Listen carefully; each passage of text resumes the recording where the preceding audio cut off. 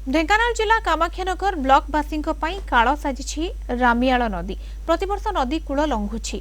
नदी गर्भरे लीन हेबारे लागिछि चाष जमी। जनपद आड़कू नदी मुहाउथुबारु विपदरे मंदिर।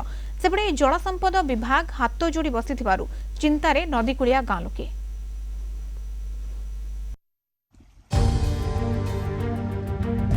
कूल लंघुछि रामियाल नदी। ढेंकानाल जिला कामाख्यानगर ब्लॉकवासी सृष्टि करिछि विपद। धीरे धीरे चाष जमी को नदी गिळुथुबा बेले नदीकूलिया गाँव अस्तित्व मध्य विपदरे। कामाख्यानगर ब्लॉकर पुरातन रामेश्वर मंदिर प्रति 20 मीटर दूर में प्रवाहित रामिया नदी सृष्टि करिछि विपद। नदी कूलरे थिबा इंदीपुर, रेकुला, बाईसिंगा, कंदरसिंगा, बालीगोरड़ प्रभृति गाँव लोके प्रमाद गणुछंती। प्रति वर्ष नदी बन्या आसवा सत्ते एपाखर 50 फुट एपाखर सेपट सारवाड़ी ग्राम अच्छी सेपट को 50 फुट भी खाई जाऊँगी कि आमर बिलबाड़ी जो बस्ती रही गाँ रही आम बहुत असुविधार सम्मुखीन होची। आमर बिलबाड़ी सब पानी जमी रही जाऊँगी। भविष्य पुराणा मंदिर बहुत अच्छे रामेश्वर मंदिर सी भी नष्ट हो आशंका अच्छे। तेणु प्रशासन को आम एति अनुरोध करुँ यार तुरंत किसी पदक्षेप नियंतु।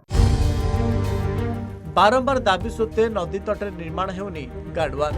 धीरे धीरे लोकंक भविष्य को गिळिबाकु बसिछि रामियाल। लोकंक धन जीवन संकट रे एने जलसंपद विभाग हाथ जोड़ी बसिछि।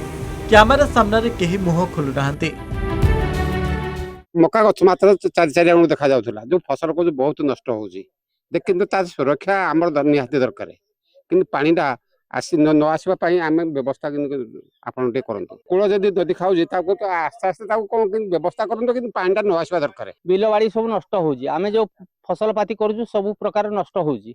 सरकार जदि चाहिए टिके आमको उपकृत करेंगे आउ माने पैकिंग फेकिंग देइकिनी नदी कि कूल न खाइबो से व्यवस्था करेंगे। प्रत्येक वर्ष रामियाल नदी में बन्या पानी आसवा द्वारा नदीर उभय पार्श्व कूल खाइबा सहित निकटरे थिबा ग्राम गुड़िक मंदिर बड़े विपद सृष्टि होती जहाँफल कि सेगुड़ी तुरंत मरामती करने सह पत्थर सोलिंग करने को विभिन्न महलू दाबी कर कामाख्यानगर। सदाशिव सेठी, कलिंग टीवी।